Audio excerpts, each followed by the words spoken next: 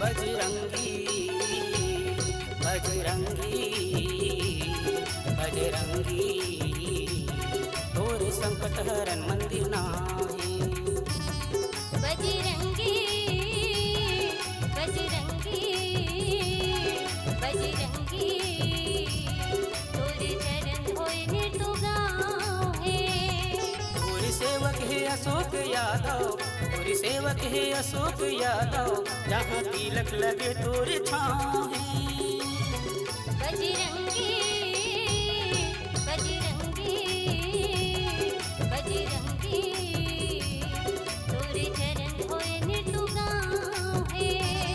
बजरंगी बजरंगी बजरंगी तोर संकट हरन मंदिर नाहे।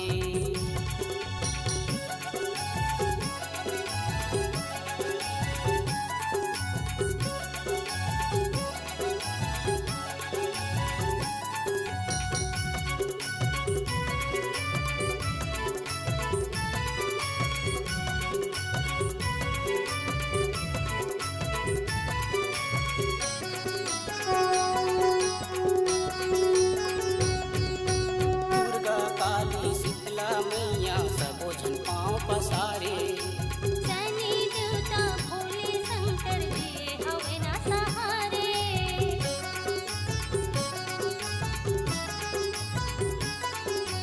दुर्गा काली शीतला मैया सबो जन पाँव पसारे। शनि देवता भोले शंकर दिए हवे ना सहारे। तोरे भक्त है अशोक यादव, तोरे भक्त है अशोक यादव, जहाँ तिलक लगे निर्तु गाँव है।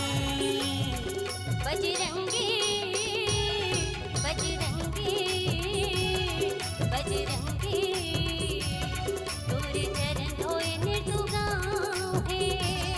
बजरंगी बजरंगी बजरंगी तोर संकट हरन मंदिर नाहे।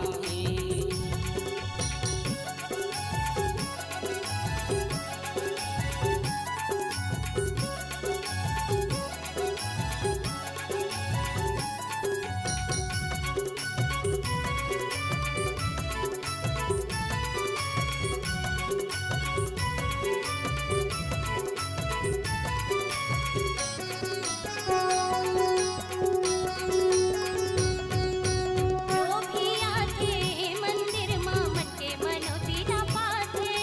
जिंदगी भर के जमो दुखला पल भर न फिर भुलाथे।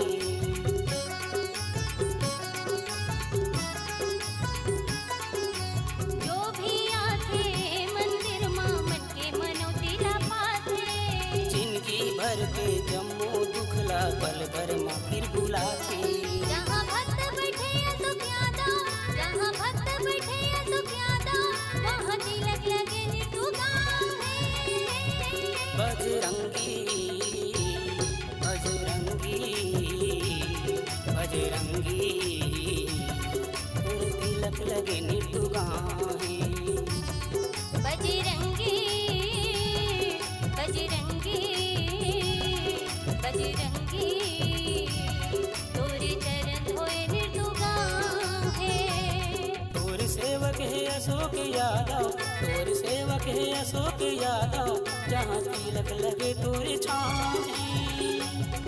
बजरंगी बजरंगी बजरंगी तोर चरण होए निर्तो गाँव है। बजरंगी बजरंगी बजरंगी तोर संकट हरन मंदिर नाहे। बजरंगी बजरंगी बजरंगी तोर चरण होए निर्तो गाँव है। तोर संकट हरन मंदिर नाहे। तोर चरण होए निर्तो गाँव है। नमस्कार दोस्तों, नए नए छत्तीसगढ़ी गाने सुनने और देखने के लिए हमारी वीणा म्यूजिक को सब्सक्राइब करें और बेल आइकॉन के बटन को क्लिक करें।